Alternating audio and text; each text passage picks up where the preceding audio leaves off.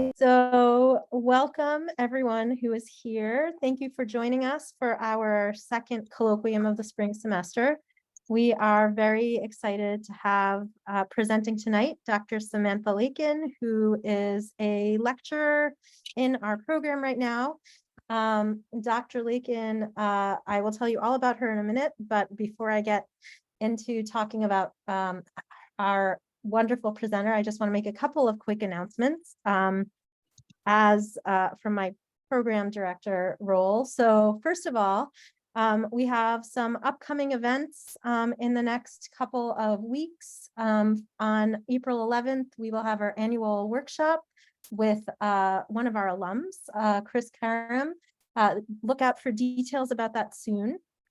Second, on April 24th, we will have our annual Slow-Moth lecture with Dr. Khalil Gibran, who will be giving a lecture entitled The Truth About Truth-Telling and Racial Justice. Look out for more information about that soon as well. It's one of the highlight events of our year every year, and we're very excited to have him joining us. And finally, our last colloquium of the spring semester and this academic year will be on May 3rd. That will be our capstone seminar student presentation. So very excited to have a chance to hear about all of the amazing work that our graduating cohort has been working on throughout this year. For those of you who are conflict resolution students and are attending and need or want colloquium credit, please make sure that you have your full names listed in Zoom so that we can make sure we get credit for you. And also, Jason just put in the chat a link. If you are a ConRes student, you can also just sign up directly for colloquium credit using the link that is in the chat right now. And finally, we are coming up on fall semester registration. Hard to believe it's only March, but that will be starting soon. So ConRes students, en passant students, certificate students, all students, please reach out to your advisors and or to me as graduate program director. Meet with your advisors prior to registering for your fall semester classes. Registration will start about this time next month, and you will be getting a lot more information from us about it, but don't hesitate to reach out to your advisors and you'll hear from them as well. All right, so now back to Dr. Lakin. As I said, we are very pleased to have Dr. Lakin presenting tonight. She is not only a lecturer in conflict resolution in our conflict resolution program, but is a specialist on transitional justice, human security, and post-atrocity rebuilding, focused on the Great Lakes region of Africa, and especially Rwanda, which will be the focus of her talk tonight. Dr. Lakin has served as a research expert and consultant with organizations including Search for Common Ground, Inclusive Security, the American University of Iraq, and she was a Fulbright Scholar in both Switzerland, in Rwanda, and a graduate research fellow at Harvard's program on negotiation. So welcome, Dr. Lakin. We are very excited to have you speaking tonight. I'm looking forward to your talk. Thank you very much. I really appreciate it, and I'm really glad to be here. So everyone can hear me okay? Some thumbs up or, all right, great, wonderful. And you can see the slides okay, correctly, more or less. All right, great. So anyway, I am really happy to be here to present research that is really near and dear to my heart. Based on my doctoral dissertation work, which spanned between my master's and my PhD, 10 years of working in and out of Rwanda. And so I am just gonna basically dive right in. Wanted to thank the Conflict Resolution Program, faculty and staff at UMass Boston in the program as well for inviting me and just giving me a moment to share my research as opposed to teaching research methods, which I also love, and other classes. So this talk will be looking at an empirical analysis of memory and justice in post-genocide Rwanda, again, which encompasses a chapter of my dissertation and also a recent publication that came out with Cambridge University Press in an edited volume on narratives in post-atrocity. So it's also available open source online, so you can read it for free at any time, and I can share that link later. So, great. So I just wanted to read a little bit of sort of an orientation quote, but one of the interviews I conducted, someone said, genocide survivors are bound together through a blood pact when the blood of genocide victims was mixed in the waters of the Nyabarongo River. But it was an accidental blood pact, a terrifying twist on the traditional blood pacts in Rwandan culture, pacts that indicated lasting friendship and the strongest of social ties. This pact binds genocide survivors together for the rest of history. So just thinking about, again, this concept that people who died in the river, their blood was sort of intertwined or intermingled, just like an igihango or a traditional blood pact in Rwanda. So it's an interesting thing to think about as we start. So this presentation, I'm going to be basically talking about varied perspectives of justice efforts in post-atrocity states and societies. So I wanted to present, just to start again, 3 different perspectives about sort of what can justice efforts look like or be like in post-genocidal societies. So South African scholar Brendan Hamburg says, as restoring each individual victim to their pre-conflict status is clearly impossible, reparations, or basically any kind of justice, can only be a good enough response to mass atrocities. In 2014, when I was attending the Kigali International Forum around the 25th genocide commemoration, the former Rwandan Minister of Justice asked to the audience, to the participants, what system is perfect to deal with crimes of mass atrocities and genocide? I think the answer was none.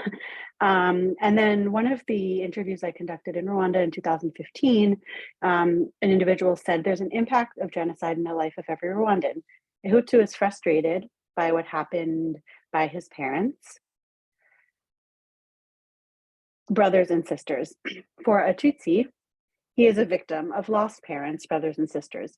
Each one in this country has symptoms of the genocide, so memorials are there to show us the reality of genocide on both sides. And I would say that this is an aspiration. It's not necessarily the ways in which genocide memory and memorialization is playing out today in Rwanda, but it's an aspiration of how it could and should. So this is what I will present today, and sort of if anyone has questions at any point, I think you can ask throughout, although it might be better to wait till the end just because I can't see everyone on the screen right now. So if anything's burning, please sort of just unmute yourself and jump in. If not, we'll have plenty of time for questions and feedback at the end. And so just very briefly, we'll set the stage, introduce the research, talk a little bit about transitional justice after genocide in Rwanda. I'm going to just go through my research methods very briefly. Then I'm going to talk about main themes that have come up from this, conclusions, and sort of takeaway and application. That's where we're headed. So just in setting the stage, the title of my dissertation is Kwibuka, Divergent Memories and Quest for Justice in Post-Genocide Rwanda. Kwibuka is the verb to remember in Kinyarwanda, and it's also the name of the official genocide commemoration activities that happen every year in Rwanda. They're called part of the Kwibuka period. So this longer work looks at local perspectives of memory and justice in the aftermath of genocide, exploring the particular case study of Rwanda. And in particular, it looks at how local experiences inform justice seeking. Of course, the case is on Rwanda, but I think there are implications beyond, particularly in the Great Lakes region of Africa. And to date, there hasn't really been a systematic analysis of memorial initiatives in Rwanda and whether or how these practices contribute to senses of justice for Rwandans who had different experiences during the genocide. So one thing to remember is that the genocide in Rwanda took place in April to July of 1994. In about 100 days, anywhere between 800,000 and 1 million individuals were killed. Those who were targeted were those of Tutsi identity, but there were also Hutu people who died, those who opposed the particular killing, refused to participate, etc. And in addition to the genocide, there was also civil war taking place between the Rwandan Patriotic Front, a group who were refugeed in the late 1950s, and the sort of genocidal government of President Juvenal Habyarimana. So these two things were happening at the same time, the civil war and also the genocide. They're separate, right? Separate events in history, but they happen at the same time. And there's significant literature that talks about how a background of civil war, instability, sort of can pave the way for things like genocide to happen. So just to set the stage there. And so looking again at this specific questions, this presentation, I'm going to be discussing various relationships between memory and justice and their impact on how Rwandans seek justice and reconciliation today. And so just to look at sort of some of the way in which I approach these questions, I also looked at the concept or the question of meaning making. And so experiencing traumatic events like a genocide shatters these widely shared societal, social meanings, including the lack of faith in sort of the normal and peaceful functioning of government and society. It hinders the ability for individuals to live fulfilling lives while being protected from future violence. And sort of in all of this chaos and sort of seeking for some kind of meaning about what happened to people, particularly victims during the genocide, seeking justice is one way to potentially reestablish some of these norms and expectations of fairness, control, predictability, coherence, and benevolence within a post-genocidal society. I like to show photos. This is not one of mine, but just talking about the transitional justice process in Rwanda and how many call it an experimental process. This is a photo taken by a South African photographer, a very well-known photographer, Fletcher, published in the New York Times Magazine as part of a series in 2014 during the 25th anniversary or commemoration of the genocide. And Pieter shows in all of the photos sort of a perpetrator and a victim standing side by side. And underneath each of the photos is sort of a caption or description about their story.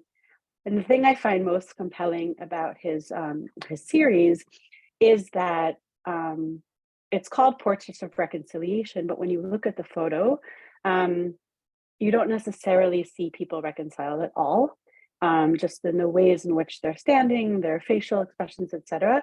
And it's also really hard to tell who's the perpetrator and who's the victim. So we don't assume in any of these photos that the woman is the victim, man is perpetrator, etc. You have to actually read underneath to figure it out. So this ambiguity, I think, is some commentary on, where reconciliation was in 2014. So as I mentioned, transitional justice was an experimental process in Rwanda.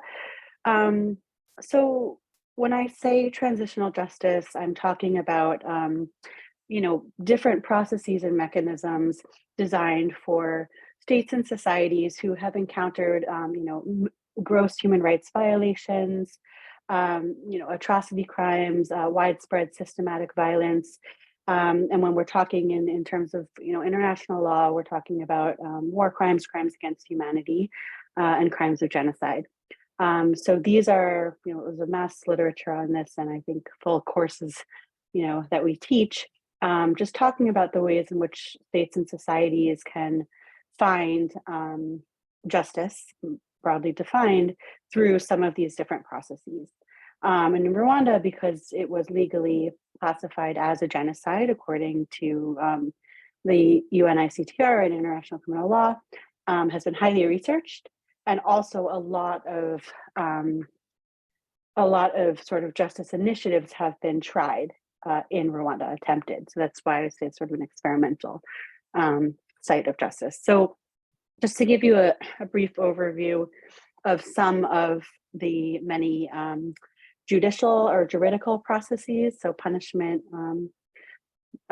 looking at the United Nations International Criminal Tribunal for Rwanda was established in late 94, closed in 2015. 1995, there's a National Unity and Reconciliation Commission established that begins having national consultations with Rwandans about sort of future peace. And it's quite innovative. They actually developed a first national unity and reconciliation policy sort of in the region. In 1996, there's a law criminalizing genocide in Rwanda itself, which allows for special chambers of Rwanda to begin prosecuting genocide criminals on their own, in their own courts. And then 2002 to 2012, there's a parallel effort called Gacaca, which is often thought of as sort of a local or a homegrown solution in Rwanda, based off of traditional ways in which people would come together and seek the advice of elders or others who are trusted in the community to solve communal disputes. And this was adopted and adapted, sort of into law in order to deal with the sort of overwhelming number of people who had been arrested and waiting some kind of a trial, in the aftermath of the genocide. And then in terms of symbolic processes, which is where my research fits in, again, from 94 to the present, we have different simultaneous symbolic justice efforts, constructing memorial sites, reburying remains of genocide victims, especially those that had been sort of found or discovered during the Gacaca period, particular Kwibuka or genocide commemoration ceremonies, and also a nationally mandated week of mourning and commemoration from April 7th to 13th each year.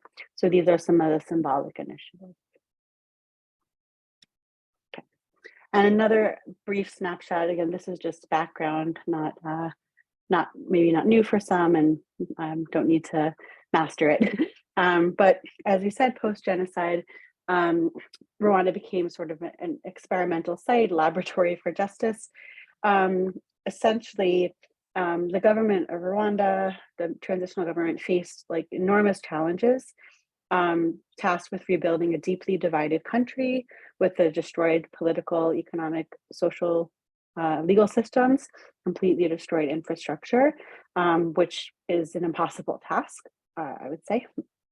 Between 800,000 and 1 million Tutsi and non-extremist Hutus massacred, almost no judiciary capacity, 135,000 genocide inmates were crowded in prisons meant to hold about 13,000 prisoners, and over 30,000 survivors at the time seeking some kind of justice and accountability.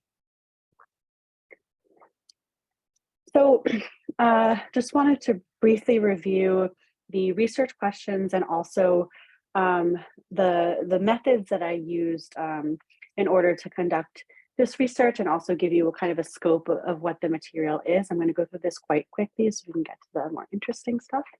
But basically, whom do memorials and commemorative processes seek to serve and why? How do interviewees describe the impacts of visiting the memorial sites and attending commemorations, particularly of their own experiences during the genocide? Not everyone had the same experience, and not every category like victim, perpetrator, et cetera, is monolithic. So, just keeping that in mind, the diversity of experience during the genocide reflects the diversity of experience with memorial efforts and initiatives. How do people perceive justice more broadly, and is it linked to engaging in memory practices? When people go to memorial sites and attend commemoration, when do they go and when might they choose not to? And sort of what factors determine these decisions. So this is a broader set of questions, but again, sort of ones that guide the whole work. And then again, very briefly into data collection. I had 3 different kinds of data collection methods: participant observation at genocide memorial sites and commemorations in Rwanda. I think I was at more than 25 public and private ceremonies, archival research and document review from I think 5 different archives. And then the bulk of the work was from open-ended and in-person interviews with different groups of people. So with what we call local interviewees, survivors, former perpetrators, and ordinary citizens who were neither targeted or participated in the genocide, and also key informant interviews. So those were about 120 interviews between 2015 and 19. You can see the locations, but I don't need to go through that. So this is sort of what forms the basis of the work. And I just wanted to sort of throw out a note about the way that I analyzed or interpreted the interviews. My late mentor, political anthropologist, Leanne Fuji, focuses on meaning making rather than differentiating between factual and non-factual statements, overlapping with the constructivist stance that meaning is socially produced and reproduced. So for me, when I looked at the things that people said in the transcripts sort of that I received, I was looking to see what they were saying beyond the words on the page, and sort of the broader relationships with society through the attitudes conveyed, but also through the silences and sort of maybe nuances or let's say secrets or things that were not meant to be stated but should be understood. So again, this is the way in which I situated my analysis. I like to show this photo just to give some visual perspective of a different place. This is an interview I did in Kibeho, Rwanda. So you can see just sort of what the setup looks like. I was here on this side. Some of you in my class have seen this photo before. Okay. So getting now into the framing and some of the discussion and findings. So post-genocide Rwanda, like most other post-genocidal contexts, is characterized by contradictions and competing truths about genocide that coexist at the same time and in the same place. Meaning that what is true for someone who had one experience does not negate what is true for someone that might have had another experience, and holding those two things as both true, but potentially not in disaccord, is very, very challenging thing to do. But it's sort of essential in terms of looking at diverse societies. So after mass atrocities and genocide, obviously different people have different needs and different goals. And sort of state programs, national narratives, etc., will always be subject to contestation and desires for changes. National justice processes will never be wholly satisfying enterprises. And so this work looks at or explores both the dual reality that genocide memorialization in Rwanda is both a nation building project and also a way in which citizens, especially survivors, seek justice based on their lived experiences of genocide outside of state models that may not meet their needs.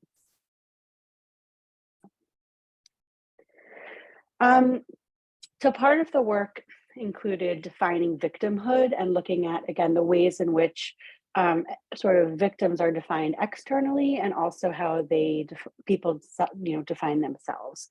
So political agendas, different power dynamics, and past harms suffered. So what actually happened to someone, again, either during the Civil War or the genocidal period, influence how victimhood is defined and by who.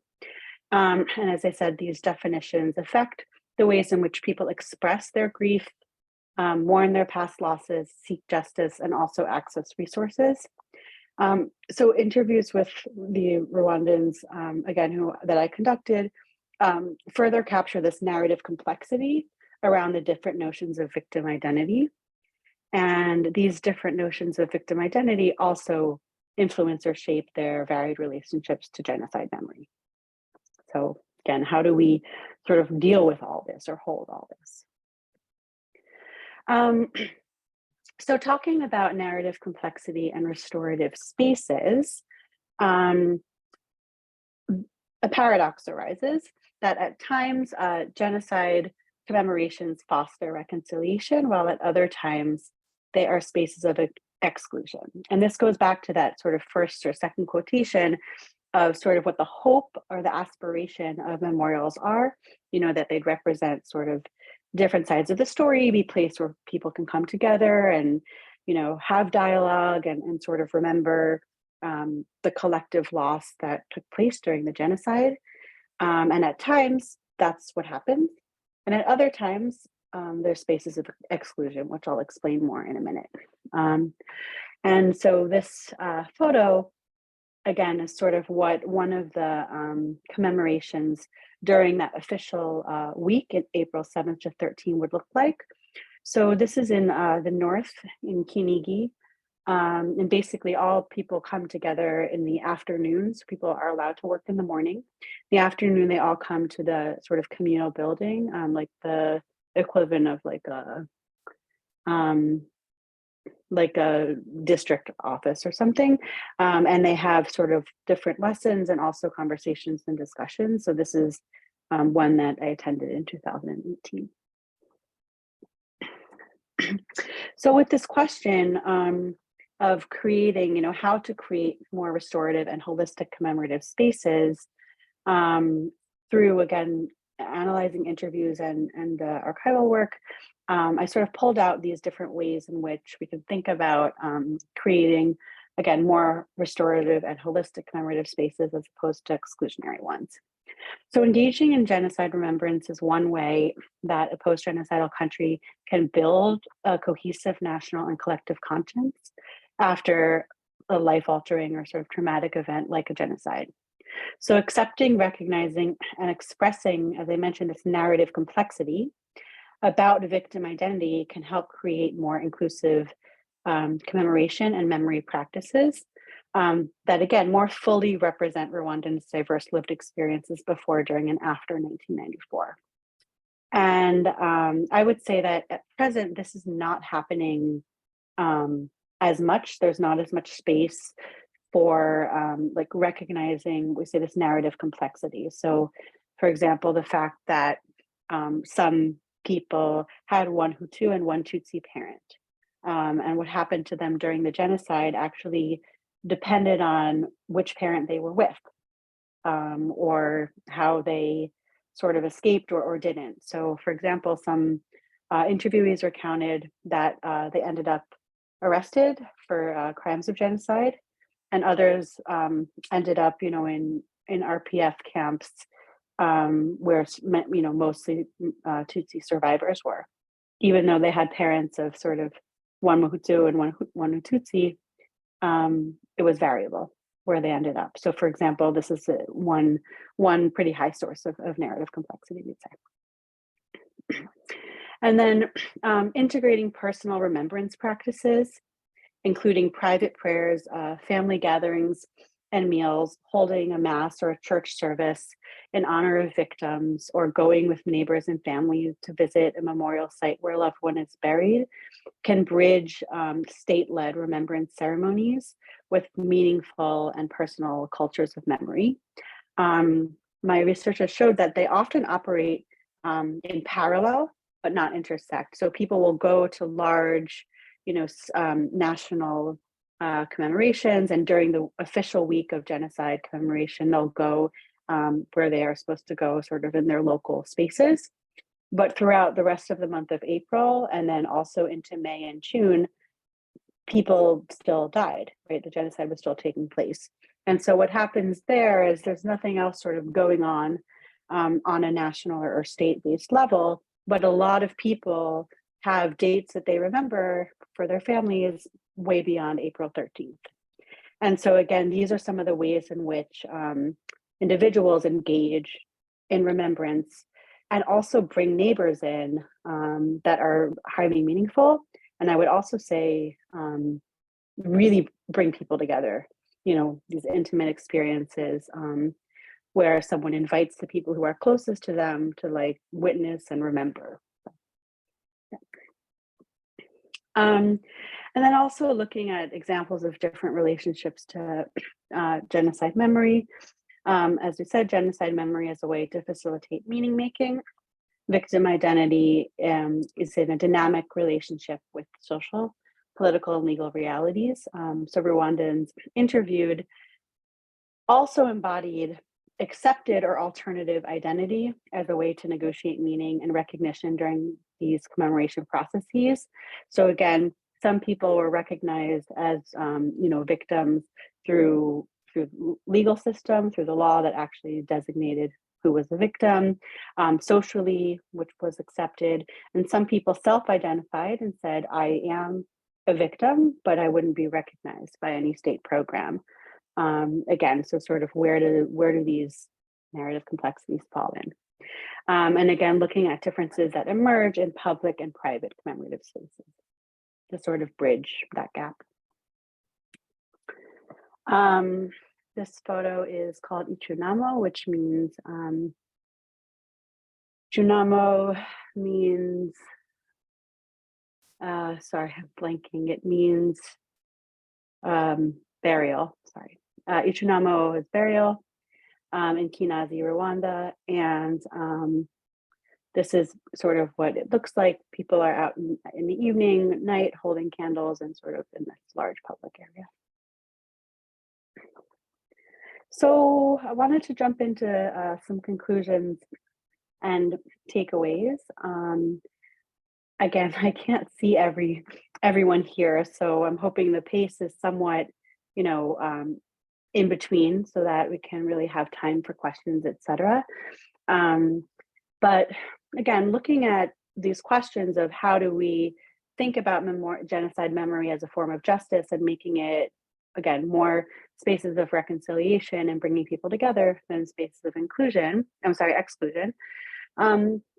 Noting some just basic standard sort of, I would say, like facts or things that are true. Genocide memory is essential to Rwandan national identity. And as Rwandan society grows and reflects on the past, including what went wrong, having some harmony regarding these interests and expectations, especially between the government and Rwandan people, will only benefit the future of the country. In a post-genocidal state like Rwanda, the potential of new social divisions and violence reinforces negative cycles of poverty, human rights violations, exploitation, corruption, militia recruitment, etc. So basically, by ignoring or not bringing people together and having new social divisions, whether they're economic, whether they're class-based, whether they're still based on what happened in the past, this kind of instability and division reinforces and creates a potential environment for these negative cycles to continue or to reemerge. And then also in Rwanda, 28 years, we're almost 29 after the genocide, we have this dual reality that commemoration practices both engender national unity while also attempting to reflect and remember particularly victims' experiences and hopefully others in the future. So I wanted to read a couple of quotes from the interviews. So one person said, "Sometimes I tell people that we Rwandans didn't engage in reconciliation because we're better or smarter. It was out of necessity, because for us it was not an option, it's an obligation." And one government official who was involved early on in the national unity and reconciliation process shared this quote with me. And he said, "I remember one time I was discussing this in a workshop and we had a psychologist from New York. And she said, what you are asking people to do is inhumane. People should be entitled to their hatred. I said, Madame, you don't seem to understand. For us, we are not doing it because we like it. We are doing it because we have to. If you live in New York, you don't depend on your neighbor for survival, because if you fall sick, you can call an ambulance and go to the hospital. But here we depend on each other to survive, because if I fall sick in the countryside, it's my neighbors who will carry me to the next hospital. So again, this perspective on the necessity, of needing to move toward space of justice and reconciliation as sort of a driving factor, especially in the early years of looking at justice. So the second main conclusion is that victim identity in post-genocide Rwanda is defined in diverse ways, which influence whether someone is recognized by legal, political, or social entities as a victim. And also victims, interviewees identified multiple notions of victimhood, creating opportunities to conceive of senses of victimhood that both align with and are contrary to official and accepted definitions. So again, this is a quite interesting thing that some people fall into these official categories and also see themselves as victims for other reasons that don't fall into them at all. So 2 examples of this. The history in my country affects me on both sides because I was born in a Tutsi family, but I got married to a Hutu man. I had lost all my family members and my husband was in jail, so I don't belong to any of those sides. I can't deny the fact that genocide happened, but I also can't judge those who are in jail because there are some innocent people. I only give the whole responsibility to politicians because they're the ones who caused all of this. So again, a very interesting perspective of someone who sits in that in-between space. And then another woman said, I have 4 adopted children. 2 of them were my neighbors, and the remaining 2 are from my husband's family. Their parents were Hutu and killed because they didn't want to participate in the massacres. And then I have 3 of my own children, and it makes it a total of 7. And one thing to mention about this particular interview is the woman went on to say that some of the children, again, who had Tutsi parents, received assistance for school fees, and others did not. Again, because of an early legal definition regarding who was considered a survivor and what kind of government assistance they'd get. So within a family of 1 mother and 7 children, right, that sort of got put together. In the aftermath, some of their school fees were paid and others weren't, which I think you can imagine what the kind of conflict it might create in the family or even in the sort of community when these kinds of things happen. And they were pretty common. And so looking at the third main conclusion, memorialization and commemoration are not static processes. As I mentioned, they reflect political, legal, and social realities at a particular moment in time, especially as government and community processes shift. And so by identifying the diversity of experience and how Rwandans' relationships to these kind of existential issues like victimhood change over time, it becomes possible to comment on the ways in which Rwandans view and respond to the diverse and also changing memorialization landscape, again, at the national level, and also sort of in their own communities and at a personal level. So the fact that memorialization and commemoration are dynamic processes, they're always changing, means that there's always an opportunity for people to sort of renegotiate their own relationship to these changing processes. And I would see that as a big opportunity. Just want to give some takeaways, sort of like the practical, bigger picture, and then I'll open it up to questions. So transitional justice is not a one-size-fits-all solution for post-conflict, post-atrocities, and post-genocidal states.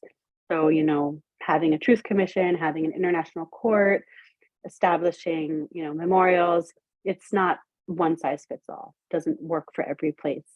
Context matters a lot. Memorialization is one way to understand how individuals who lived through the genocide, whether they were targeted as victims or not, seek these holistic justice, again, outside of legal channels, so particularly outside of court-based systems.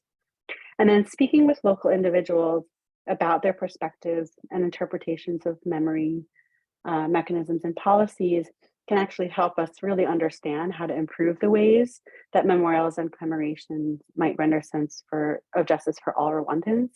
So, the opportunity to actually speak with people who may not always be asked their opinion or who may not feel that they wish to express it, I think just creates a richer picture, because Rwandans are experts on their own experience. And, sort of any of us coming in and doing research can only gain and capture so much. So really being able to listen and talk to a diverse range of people was a huge, huge privilege for this work.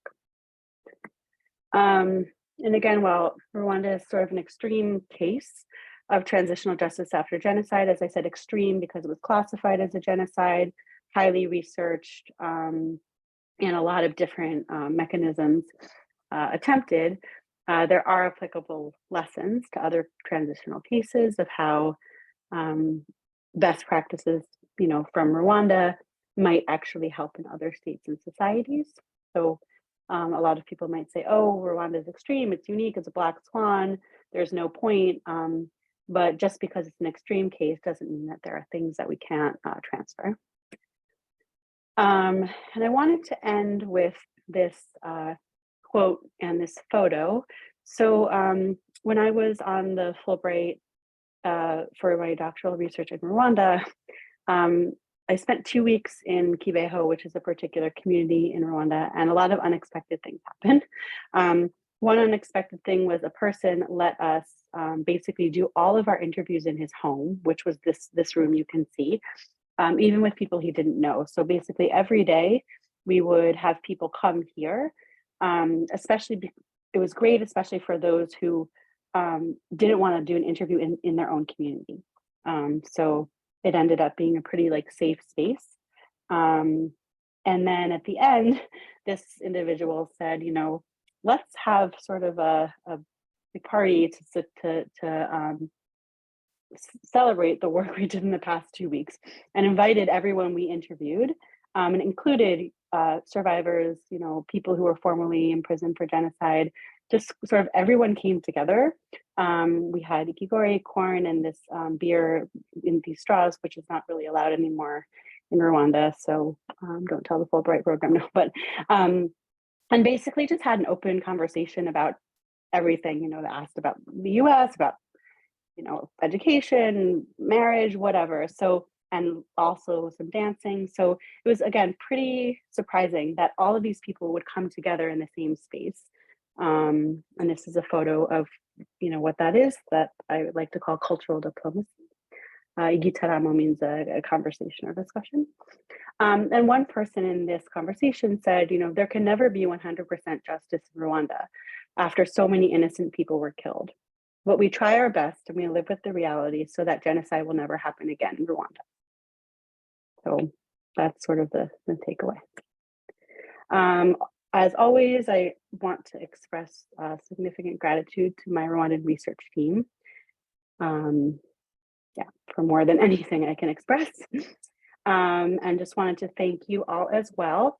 In addition to, as I said, my colleagues here at UMB and students, and those for organizing.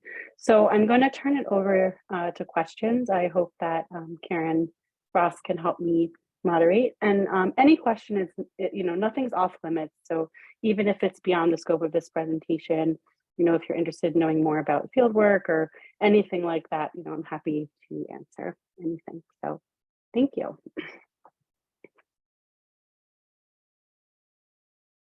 think I'm going to stop sharing maybe so that I can actually see people. And if I need to pull slides back up, I will. All right, cool, great.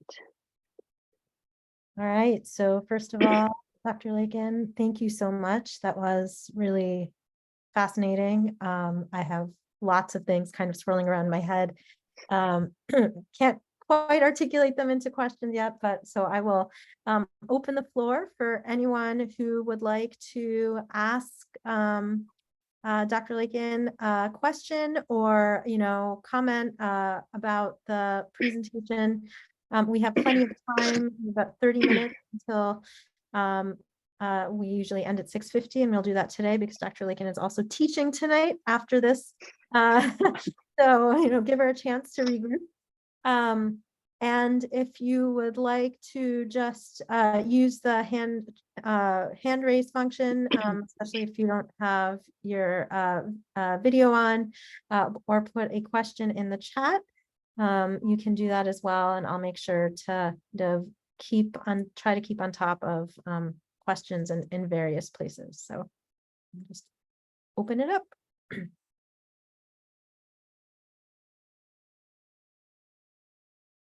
So I see James. Yes, James, go ahead. Thank you so much, Professor Samantha, for this presentation. This research somehow touches me because I come from Uganda, just the immediate neighborhood to Rwanda. But I was wondering how you determined your scope, the kind of people you involved in this research, and two, in that scope, depending on the answer you are going to give, did you consider people who are living in Uganda, Congo, Burundi, and like those who would have wished to say their stories and participate in this type of research? Otherwise, it's a very beautiful one. Thanks so much. Thank you. Thank you very much. So just, briefly, obviously everything can't be done in a doctoral dissertation, amazingly, right? No. So when I was thinking about the research questions and sort of how I'd actually go about this, as you probably know, actually, A, speaking to people, and B, getting any kind of a candid answer was hard enough. So I thought about that. And then in terms of scope, I wanted to try and speak with people who, again, had different experiences. The ways that I categorized them, what made sense to me, were people who, and again, they were self-identifying. So self-identified as a genocide survivor, as someone who had been imprisoned for crimes of genocide. So didn't matter what their conviction was, but they had served time. Those who, what I said in Rwanda, which is French, but it's like habitat ordinaire. So like these ordinary citizens, again, who were not targeted because of Tutsi identity, but also were not in prison. So generally that meant Hutu who didn't participate. Some were rescuers. I mean, again, that was a hard category to find. And then the last were key informants, those who had a particular stake in sort of the memory landscape in Rwanda. So government officials, guides at memorial sites, representatives of different organizations, etc.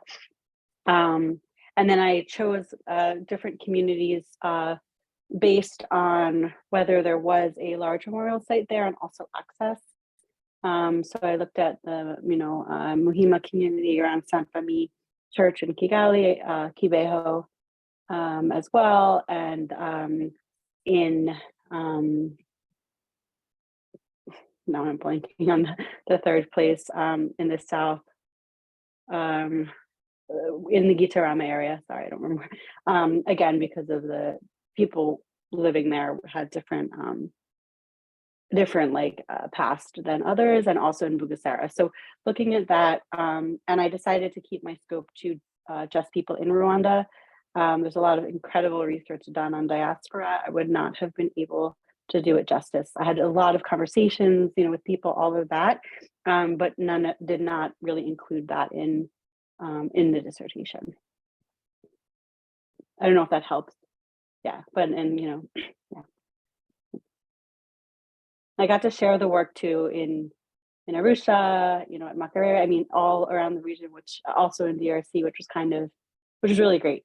Thank you.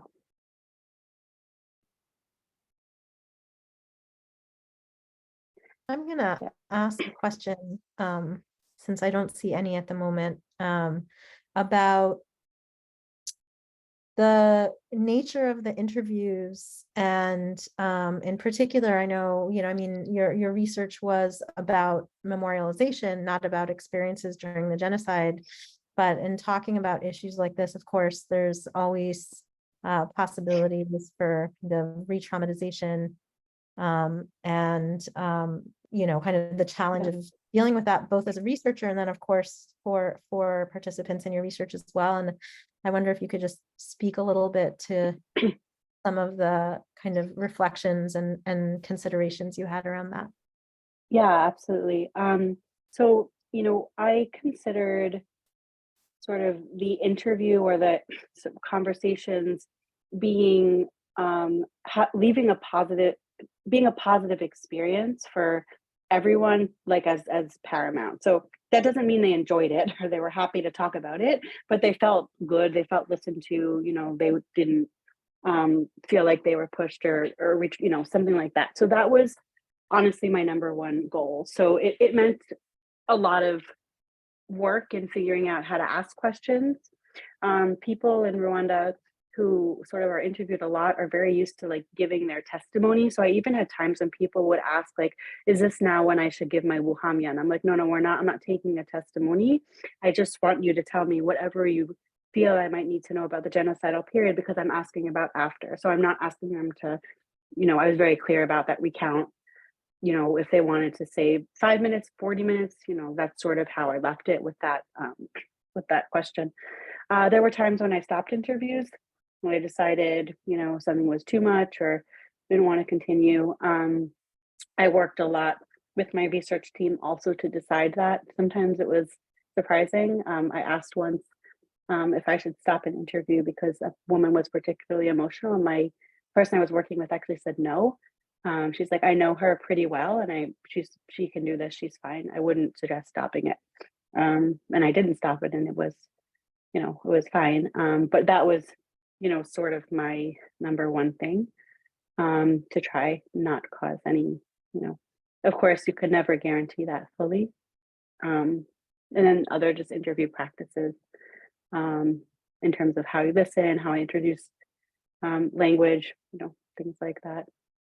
But it was hard, and when I interviewed, I always say I was sort of like doing it like a job. Like my job was to do the interview, to listen, to probe, etc. It wasn't until sort of after, when I listened to some of the transcripts and recordings, that like things really hit me. Yes, I don't know if that answers your question. Yeah, no, I mean, I think everyone, it does, right? Everyone deals with it both at their own personal level and in terms of thinking about how to make it a positive experience for participants in different ways. So thank you for that. There is, I see that Shraddha has her hand up, but before that, there's a question in the chat from Tracy that's kind of linked to the one I just asked. Tracy's saying, I'm curious as to how you were able to gain the trust of the people in order to interview in the beginning. Thank you. Thanks, Tracy. Gaining trust is really, really challenging, and doesn't always work. I had the really good fortune of being in Rwanda over and over again. I was able to take like contract work that brought me there and then be able to stay longer for research. So that is not like sort of a privilege that everyone has or can have. And I recognize sort of how significant that was. So I was around, I got to know people over time. Language helped. I ended up being able to, I had to learn Kinyarwanda for my doctoral program in history, in addition to French. So I gave my informed consent in Kinyarwanda. And then at a certain point, I would say, as you can see, I'm still learning Kinyarwanda. So is it okay if I switch to another language and ask my, person to speak in Kinyarwanda? And that actually changed the tenor of the interviews. So even just being able to speak that much in Kinyarwanda and answer questions like, where do you live? Do you have your family? Something like that. The person ended up talking to me and not the translator. Of course, I didn't understand everything, and I would kind of encourage, but it changed that a lot. So I find that that's a really kind of easy way to build trust. And then I also, asked, again, like trusted members in the community to recommend people. So I worked very, very closely with someone at Sainte Famille Church, a very large church with a very diverse, sort of parish membership. And so they went out and said, we have someone here, she's great, I don't know, whatever, I trust her, wanting to talk about memory. He didn't ask for any of their identity information. So I knew what they defined themselves as, but they didn't know that I knew. And so anyone who said, yeah, I'll be happy to participate, I went through him and a couple other places. So think that helped with validity as well, among some other things. Thank you. But it was a learning process, still is. Thanks, Tracy. Thank you. So Shraddha, go ahead. And then I see a question from Darren in the chat that I'll come to in a minute. Thank you, Karen. Thank you, Samantha, so much for the wonderful presentation. This is really very important, and like I'm really interested in this field, transitional justice.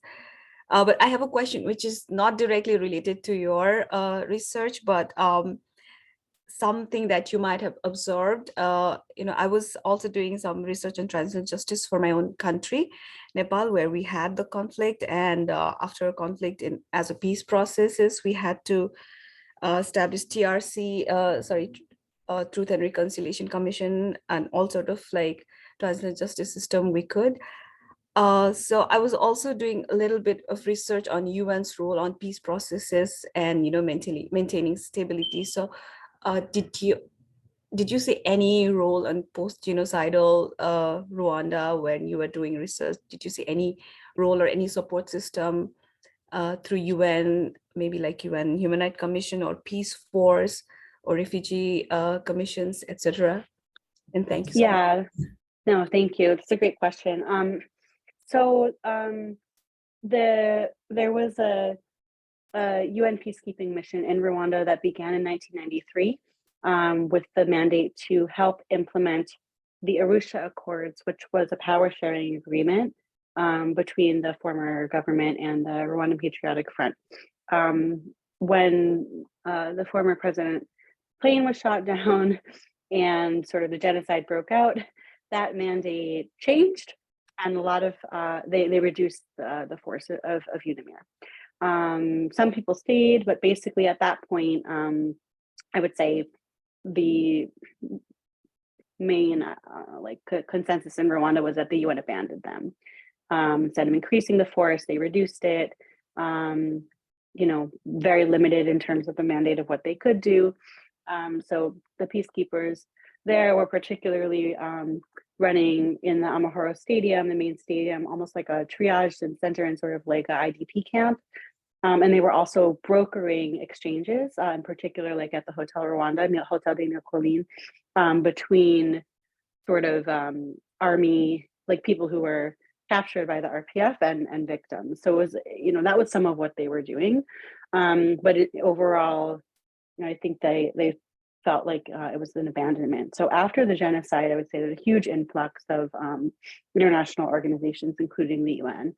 So the United Nations Security Council established the International Criminal Tribunal for Rwanda, one of only two hybrid international courts at the time, which was, I think, a pretty big initiative and definitely an expensive one. And then, yes, UN bodies, UNHCR, UNDP, all of those, again, sort of came in at the very beginning, especially to deal with large number of orphans and people with physical disabilities and other HIV, AIDS, etc., rape survivors, and that continues through today. I will say the UN also came in pretty significantly in Eastern DRC and Eastern Congo, which was formerly Zaire, where there were also a huge number of refugees leaving Rwanda and big camps set up there as well. So pretty involved and even continuing on. Thank you so much. Yeah. Darren, do I have to Yes. answer your question? I'm just kidding. All right. Do you see Darren's question in the chat? Or Yes. okay. Would you like to read it? Sure. And he prefaces the question with great presentation. So the question is, how does the authoritarian nature of the state in Rwanda and then forced nature of reconciliation policy there impact the memorialization process? Yep, that's a great question. So, basically, again, looking at this concept or this idea that state programs, state priorities will not meet people's needs, right? That is not something that can happen. Even more so in a state like Rwanda, where there is a very strong national narrative about what people are supposed to do. Again, required and supposed to is still a question. People say they're not required, but expected, and what does that exactly mean in terms of sort of social control, etc. But by and large, people participate. They do what they're supposed to do in terms of coming to commemoration, in terms of engaging in different reconciliation practices, and also in terms of like the information, the things they speak about or don't feel comfortable speaking about. And so that's where I said this negotiation, I think, actually does happen, that we often don't see from the outside. So there's as I said, very strong state narrative, especially that comes out during the national commemoration. So rhetoric, not even rhetoric, but just again this very strong promotion that the RPF were the ones who ended the genocide. That is very strongly stated. Sort of the development that Rwanda has experienced as a strong point, and people coming together and being selfless. I think that these are some things again that are really highlighted, that don't work for everyone.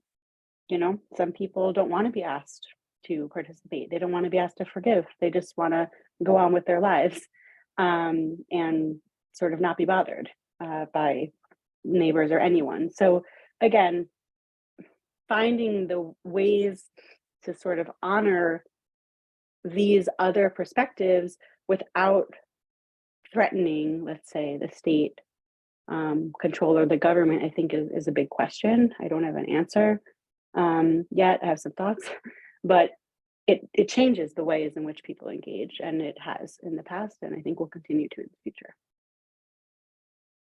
Did that answer? Okay, thumbs up. Awesome. Great. Other questions? We have about 10 minutes left, so time for a few more.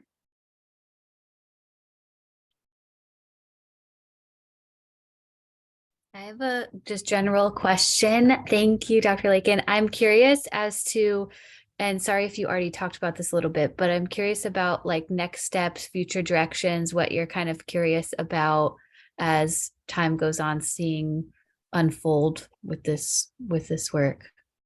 Yeah, thank you. That's a great question. I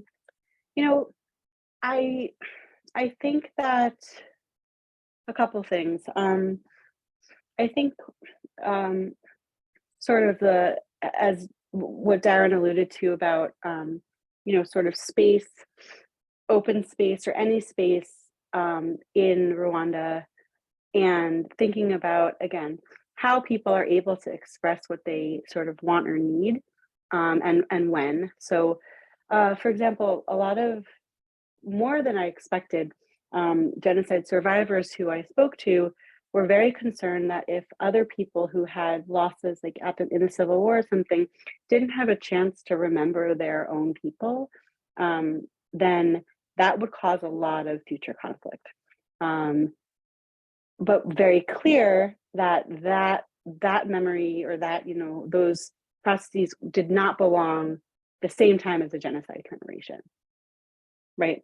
That they should be allowed, they should, et cetera, but not during the commemoration. So, again, thinking through what these kinds of spaces and places could look like is important. And then I also just sort of always think about political leadership in the country, and in countries around it, and sort of how those dynamics change, and particularly elections, and sort of what will happen in the future 10 or 20 years, when we have a different generation of leaders, sort of across all sectors, younger people that are sort of growing up in this, they didn't experience the genocide, but they're receiving from public schools, from government, and their own families. So, is that helpful?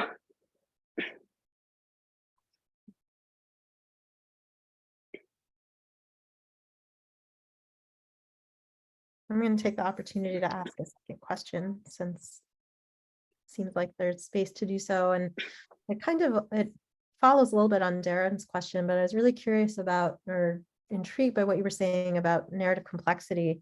And, this is something I think about a lot in relation to, the Israeli-Palestinian conflict, where I do a lot of work, and how little room there is for narrative complexity, and in kind of memorialization spaces, especially official memorialization spaces, how little opportunity there is for that. So I was wondering, there was also something that you kind of suggested as a takeaway that and I'm wondering, what potential you see for that. Especially in, as you're just saying, this generation of Rwandans who didn't necessarily experience the genocide directly, but are experiencing it through how they're being socialized in their communities and by schools and so forth. How much room is there for complicating the narrative? Yes. I think that presently, there's not very much. And I don't think it's because people don't want to. I think there is a real, dynamic by which, I think that the state is really, that is a very threatening idea. And not necessarily for no reason, we're talking 29 years after this happened, look at all the development that's taken place, etc. But at the same time, I always think, when is like the right time? I think of this with Israel and Palestine as well, like to reduce, security.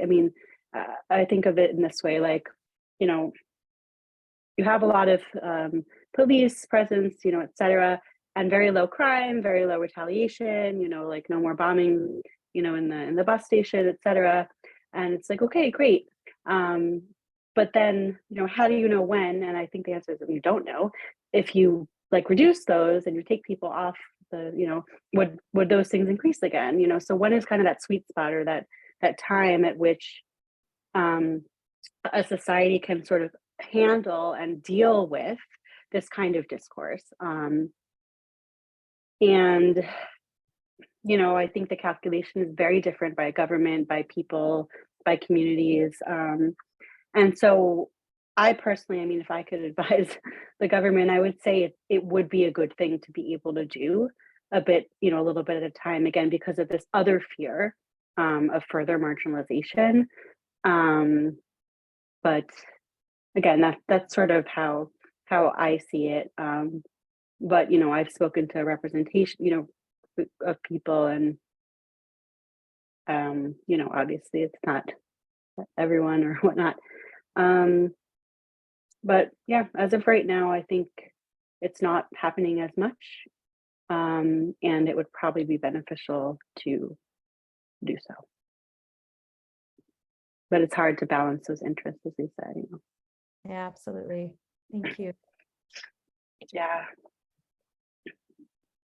Right, so we have time for maybe one or two more questions.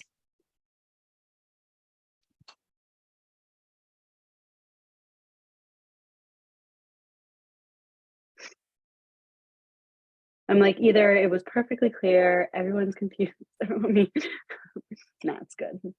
Perfectly clear. Never. So, and the flip side, if there are any other questions, Samantha, is there anything else that you want to kind of just end with as a broader reflection? Yeah, sure. I think that, and this is something that I have been sort of sharing, particularly in a research methods class, that, all of this took a lot of time to figure out, again, like, what was I really looking at? How did I want to approach people? When? What were the kinds of things I could possibly do to build trust? How did I deal with people just not showing up for interviews? All of this took a lot of time and thought, and just doesn't come like quickly.